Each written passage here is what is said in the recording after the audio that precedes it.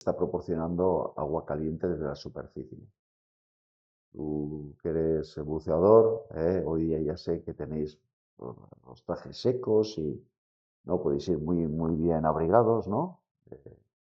Me corriges, pero aquí tenemos una tecnología pues bastante recién inventada por el comandante Cousteau, con unos neoprenos pues seguramente muy rudimentarios y bueno, eh, tuvieron que idear este sistema.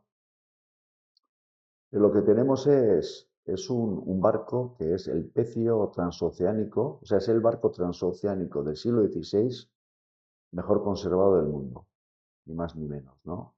El San Juan. Ese documento que he mencionado cita que es un barco pasaitar, de Pasaya, donde venimos nosotros, al lado de San Sebastián, y ese documento menciona muchas cosas. 60 hombres se embarcan, sabemos quiénes son los armadores y el propietario y un montón de cosas más. Y la cuestión es que lo que no sabían los arqueólogos al encontrar el barco, siguiendo esas pistas, es que el barco estaba tan bien conservado, ¿no? Bueno, es por ese motivo que Robert Grenier decide desmantelar el barco pieza a pieza. Estamos hablando de muchísimas piezas, son 3.000 piezas navales. Es un hito en el ámbito de la arqueología subacuática, nunca se ha realizado nada a esta envergadura. Es una excavación absolutamente innovadora y bueno, fue algo como, vamos, como si nos hubiera tocado la lotería. ¿Por qué? Porque esta investigación lo que revela al mundo es los secretos de la tecnología oceánica del siglo XVI que permitió pues, el contacto entre continentes, ¿no? Es algo absolutamente asombroso, ¿no? Hasta ese momento, pues bueno, sí es cierto que sí hay réplicas que hemos visto, ¿no? El capitán Etayo y más gente construye barcos hipotéticos, porque lo único que disponen es de una imagen iconográfica, ¿no? De muchos cuadros que representan el aspecto de los barcos, pero no había ningún documento que nos informara de cómo estaban construidos y qué arquitectura tenían, porque estos barcos se construían sin planos. Bueno, este trabajo que requiere muchísimo esfuerzo, ya veis, aquí están las piezas en superficie. Esta es una pieza muy emblemática, es la unión entre la quilla y el codaste, la parte trasera. Bueno, se puede apreciar, no sé, ahí en la pantalla, pero se ven las marcas de azuela, de hachas. La madera está muy bien conservada gracias a la temperatura del agua que nunca sube por encima de 2 grados. Es una zona muy resguardada y este barco lo que hizo fue dar muchísima información, pero gracias a un trabajo colosal, porque estamos hablando de la época de previa a la digitalización. Hoy día yo he visto cómo hay arqueólogos que lo que hacen es, cuando encuentran estos barcos, y utilizando el sistema de Pars Canada que inició con la nao San Juan, por ejemplo, el pecio de Newport, en Gales, que han hecho un trabajo similar, lo que han, sin embargo, lo que han utilizado es el barrido láser, no sé si se dice así, pero eh, con, con sistemas digitales este trabajo se hace hoy día con más precisión y mucho más rápido. En unos pocos minutos ya tenemos la pieza completamente inventariada, ¿no?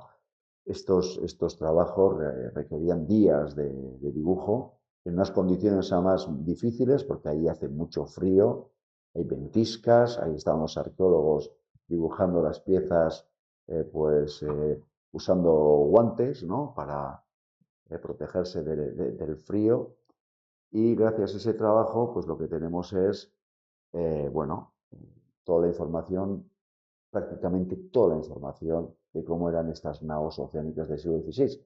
Hoy, debido a que esta jornada está orientada en gran medida al modelismo, pues yo lo que he querido hacer es completar mi presentación con algunas imágenes del modelismo arqueológico realizado por Pars Canada, porque lo que hicieron fue una batería de maquetas, cada una de ellas en diferentes fases de construcción del barco, ¿no? Eh, Fue un trabajo muy meticuloso porque los modelistas lo que hicieron fue reproducir cada una de las piezas que previamente habían sido dibujadas. Entonces aquí tenemos a una serie de arqueólogos realizando maquetas. Esta, por ejemplo, es una maqueta bastante grande, pero que refleja solamente una fase de la excavación. Porque, por ejemplo, una de las características de este barco es que estaba el forro, es decir, la piel del barco entera, ¿no? Íntegra. Entonces aquí se ve que hay un montón de huecos. Eso vendrá posteriormente en otra maqueta.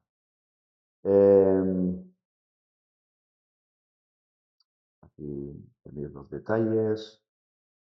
Por ejemplo, desde el punto de vista arqueológico, esta imagen es importante porque este es el espejo de popa y es, a menos, hasta hace poco al menos, no sé, yo no sigo tampoco la actualidad arqueológica, pero se nos presentó como el espejo de popa más antiguo desde el punto de vista arqueológico, ¿eh? Esta imagen que tenéis aquí. Y es muy interesante porque es una época de transición. Previamente, unas décadas antes, los barcos no se construyen así, sino que tenían unas popas que se les dice redondas, ¿no? Muy parecidas a la parte delantera del barco, ¿no? Más afiladas. Bien, bueno, con estas maquetas lo que hicieron fue unos cálculos de cantidad de barricas que portaba esta embarcación y después de reconstruir el barco a escala, lo que hicieron fue, gracias a las maquetas, al modelismo naval arqueológico, elaborar los planos arqueológicos. Esta es la sección del barco, es la parte central, y es bueno, digamos que es como la madre del diseño, ¿no? Antes también Alfonso ha hablado de la cuaderna maestra, ¿no? De la parte central del barco, porque es en aquella época geométricamente lo que hacían es a partir de estas formas encontrar todas las demás a proa y a popa del barco, ¿no? Bueno, usando unos sistemas, unas reglas. En el País Vasco era otro sistema, por eso me interesa mucho el sistema de Alfonso. Pero el objetivo de este barco era este, ¿no? Es que estuviera lleno de barricas hasta arriba, en este caso de barricas de aceite de ballena, que era lo que ellos buscaban. Ellos eran los únicos distribuidores del aceite de ballena en los mercados europeos y que se utilizaba no exclusivamente, pero en gran medida para el alumbrado. Era un aceite muy energético, es decir, iluminaba mucho sin ensuciar las paredes ni emitir olores. Entonces esto es lo importante, ¿no? Esta ya es la maqueta, una de las dos maquetas que existen en Canadá del barco, ya completada, y que una está expuesta en Red Bay, en el Museo del Ballenero, que está ubicada en esta localidad donde se descubrió el barco, y la otra, esta es la de Red Bay, hay otra idéntica a esta que está en Ottawa. Y sin embargo, esta es la maqueta que realizó Joseba, eh, Joseba en Albaola. Realizó esta maqueta sobre todo para empezar a prepararnos de cara a la construcción del barco. Era muy importante previamente interiorizar las características del barco, los volúmenes, porque claro, obviamente teníamos los planos arqueológicos, pero desde luego una cosa es basarte en el plano, que es lo que necesitas para reproducir las piezas, pero después lo que son el volumen tridimensional, obviamente una maqueta es un plano, pero en 3 dimensiones. Es un complemento muy interesante. Entonces Joseba Burdain es un gran maquetista que realizó esta maqueta que ha sido clave para después, posteriormente, poder empezar a construir eh, nuestra nao.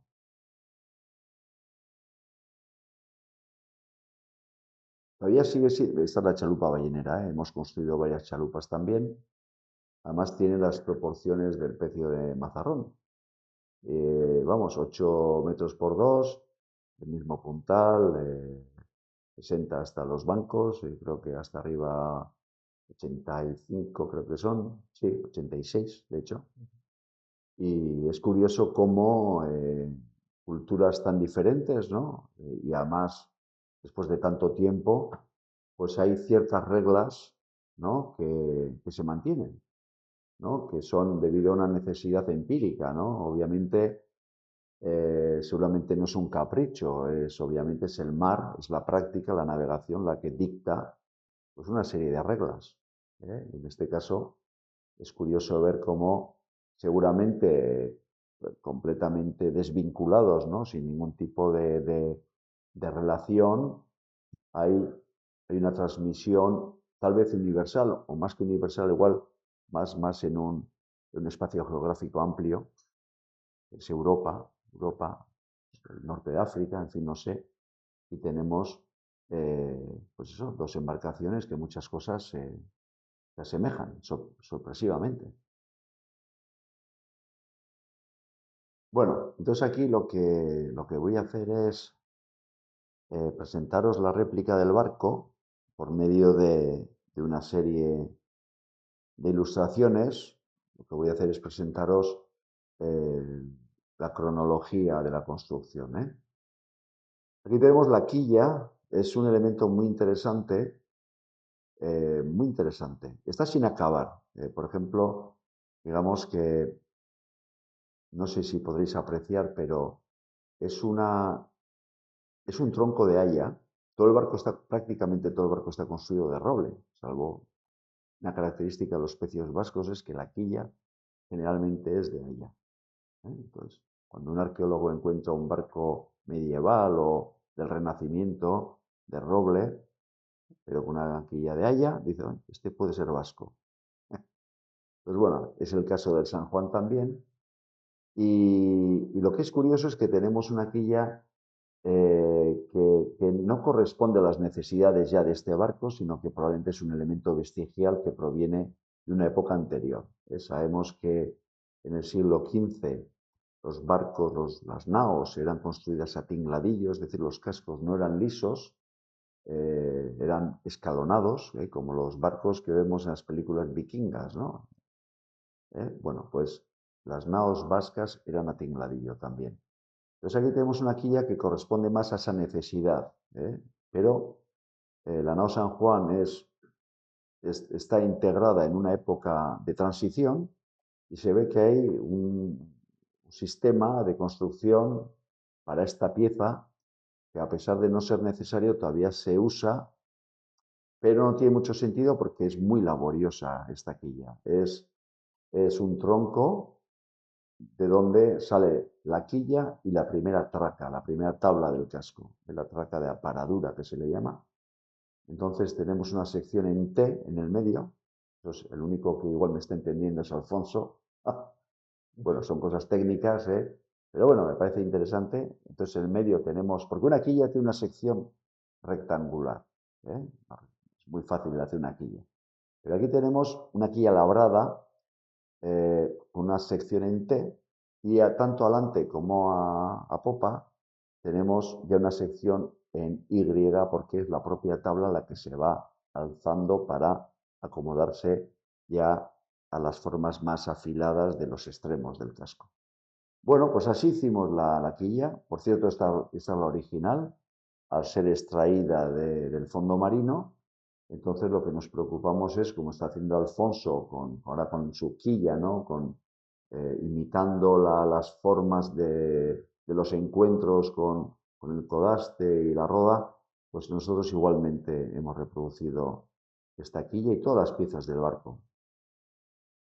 Fue muy emocionante ver crecer este barco, sobre todo después de haber pasado tantos años reproduciendo o queriendo reproducir este barco, ¿no? Es decir, es una aventura que empezó hace 41 años. Pero para empezar a hacer el barco hacía falta previamente crear el contexto, es decir, crear infraestructuras, formar a gente en los oficios ya extinguidos, porque ya no tenemos. O sea, el gran reto no era hacer el barco, sino era crear el contexto. Eso es muy importante. No solamente hace falta carpinteros de ribera, hace falta herreros, hace falta gente que te cosa las velas, en fin, hay que ir a buscar el alquitrán. Lo puedes comprar, pero también lo hemos reproducido en el bosque con nuestros amigos de Quintanar de la Sierra. En fin, es toda una aventura, ¿no? Lo de reproducir un barco que tiene un interés histórico y que además cuenta con el patrocinio de la UNESCO, eso requiere ir buscando contextos culturales que van más allá del propio objeto del barco, ¿no? Bueno, entonces, lo dicho, os voy a enseñar esta, esta cronología constructiva. Hay elementos aquí que sorprenderían mucho a un constructor actual, por ejemplo, los genoles y las ligazones no están clavadas lateralmente, sino que son flotantes, ¿no? Las ligazones, que son las cuadernas superiores, ¿no? No están ensambladas con la parte que está un poquito más abajo, sino que están clavadas por una tabla del casco.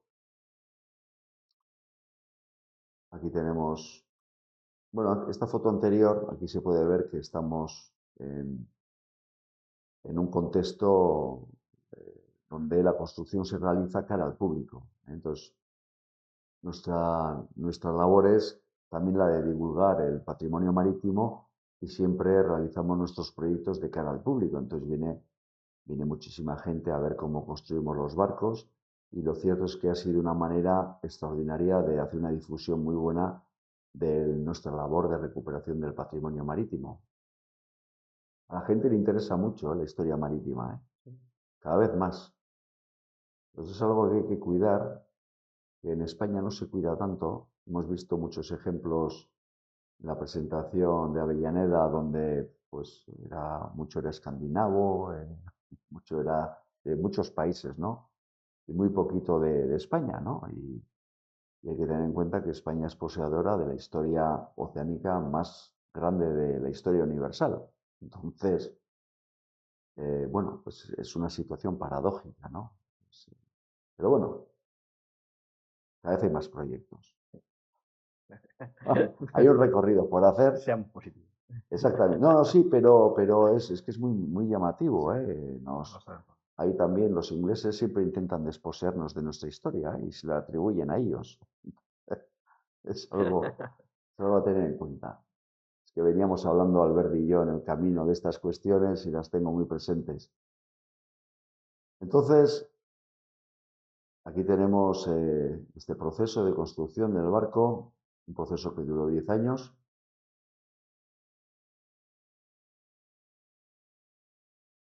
Y ya no va más para adelante. Pero bueno, ¿qué pasa aquí? Le has dado a otro botón. No. Bueno, esta es la última imagen, además orgullosamente presentando el logotipo de la UNESCO, por dos motivos. Primero, porque la UNESCO nos otorgó el patrocinio a la construcción, al proceso constructivo del barco, algo muy importante. Nos informaron que fue el primer caso de patrocinio a la reconstrucción de un barco, eso es, esto fue en 2015. Y lo que es interesante es que el que está a la izquierda, porque aquí hay dos logotipos juntos de la UNESCO, son ambos.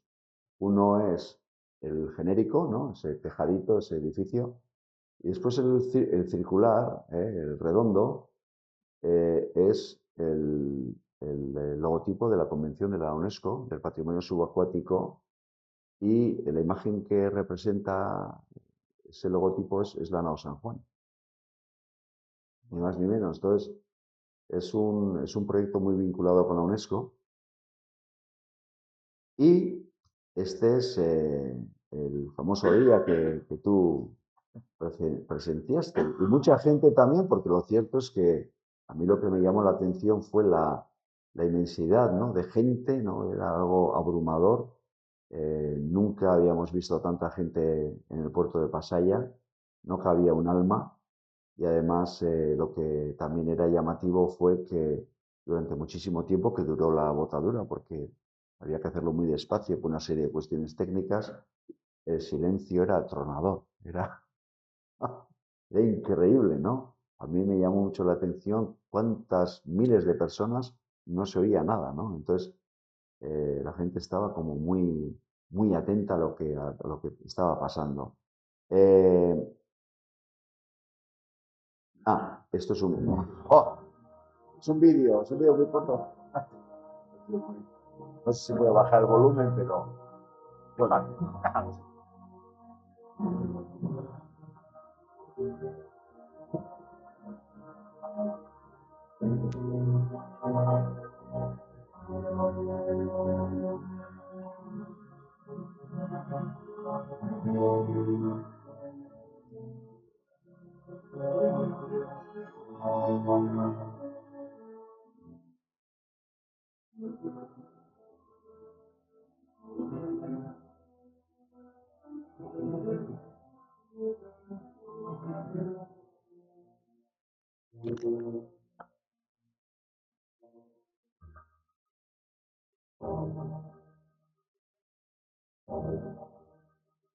venga tu sea, otsida shita, ure de seduta. Venga tu maestra, amigo de Dios, viciada, alecho, desvía tu gana, usura, si debe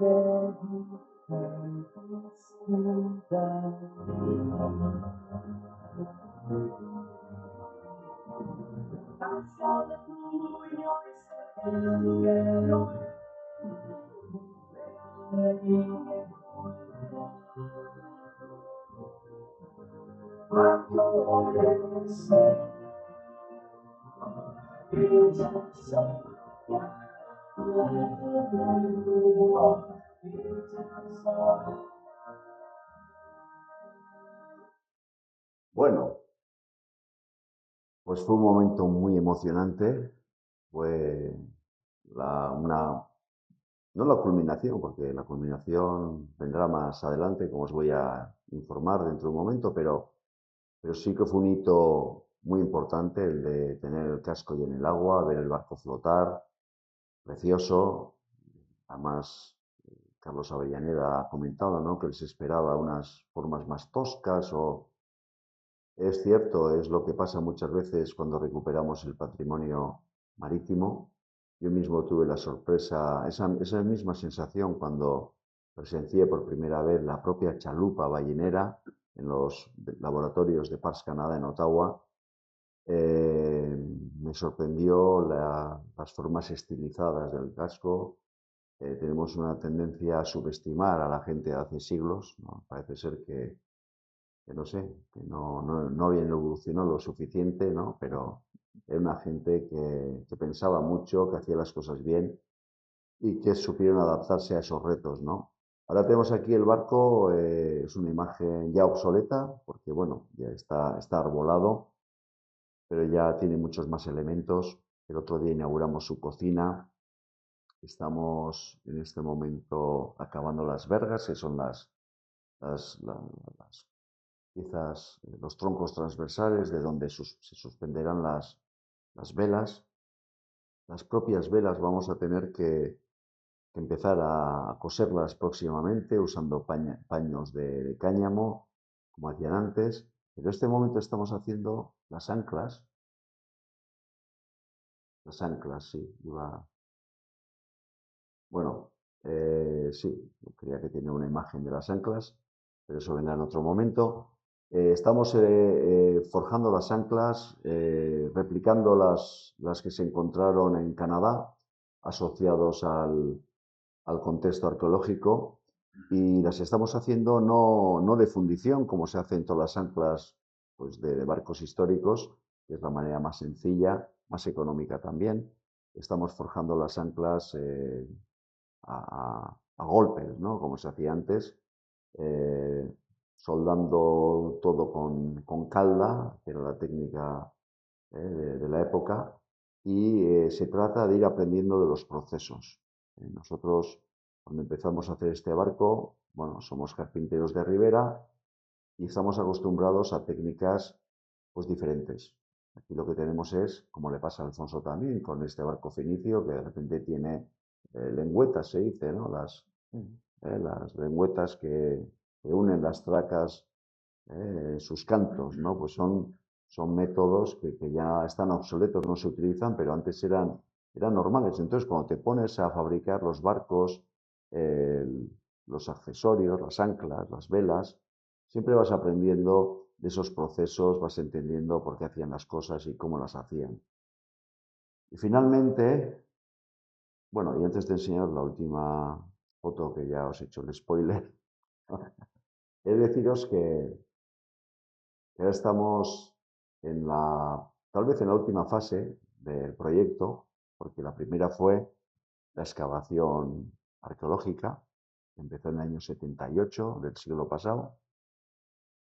A esos 8 años de excavación le siguieron 22 de análisis del barco, elaboración de los planos, un total de 30 años de investigación.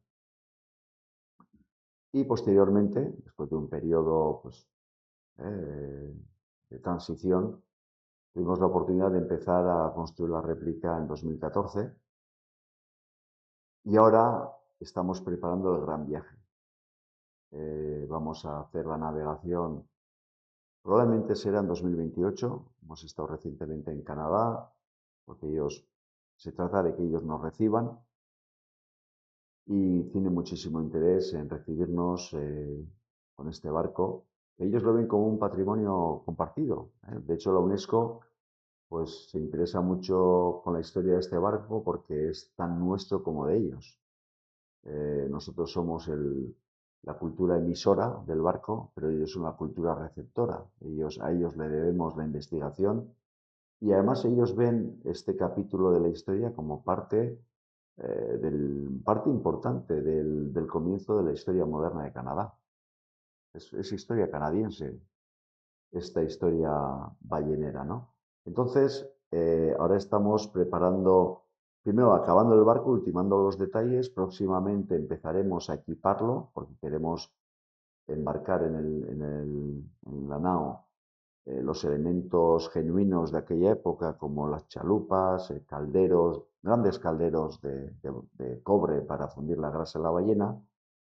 Vamos a reproducir las ropas de los marineros, el Museo del Traje de Madrid nos va a echar una mano en la investigación, muchísimas cosas, ¿no? Hay que seleccionar y formar a la tripulación y hay que conseguir navegar por nuestros propios medios hasta Canadá, siguiendo esas rutas oceánicas, eh, procurando estar a la altura de aquellos que iban todos los años. Nos va a costar, porque ellos iban, vamos, como con el piloto automático, ¿no? Iban todos los años, todos los años, desde más pequeños que Alfonso, el pequeño, que acabas de cumplir 12 años o 11 o eso es. Bueno, pues se marcaban con 8 años a Terranova, a pelearse con los osos polares, las ballenas, en fin, una locura. Eso sí que superaba a cómo se llama, a Disneylandia y estos a Disney Park. Ahí iban los chavales al nuevo mundo, ¿no? Y bueno, entonces lo que queremos es llegar allí fruto de un proceso de arqueonavegación, porque sabemos cómo era el barco, lo que no sabemos es cómo navegaba. Esa es la cuestión. Entonces tenemos que ponernos en sintonía con el barco, ahí está el objeto material, pero ahora hace falta añadirle el arte inmaterial, que es entender el barco, comprenderlo, hacerlo navegar y ajustarlo. Hay que ir ajustando el barco continuamente, las velas, todo lo que tiene que ver con el aparejo bélico, la jarcia que se le llama, ¿no? Son kilómetros de cuerdas que cada una tiene que estar en su lugar preciso, ¿no? Y eso simplemente será la navegación la que nos dará la oportunidad de navegar. No tendrá motor, como ha comentado antes Carlos, y será eso, zarpar de Pasaia para llegar a Red Bay sin hundir el barco, si es posible. Porque a ellos que sabían mucho se les hundió. Entonces hay que evitar esas cuestiones y, Vamos a evitarlo. y bueno, pues eso es lo que os tenía que contar hoy. Muchas gracias.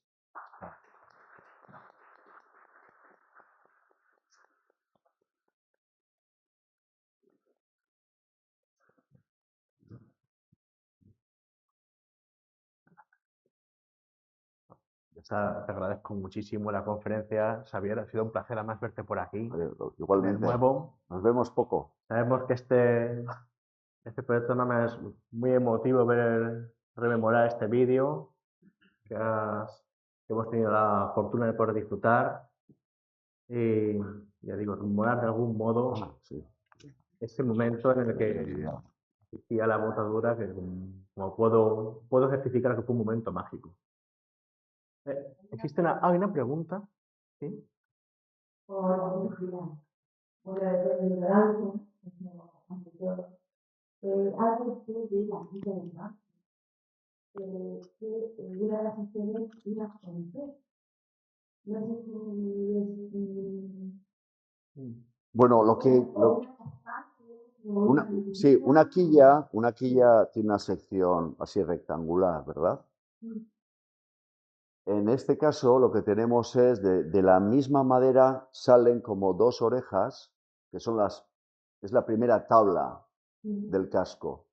Es la forma de la unión entre la tabla y la quilla, la que le da esa forma en T, es la sección en T. O sea, eso es. Ahí. Sí, mira, me voy a acercar aquí. Aquí lo que tenemos es este canto, corresponde a la primera tabla, que forma parte de la misma quilla. Eso es.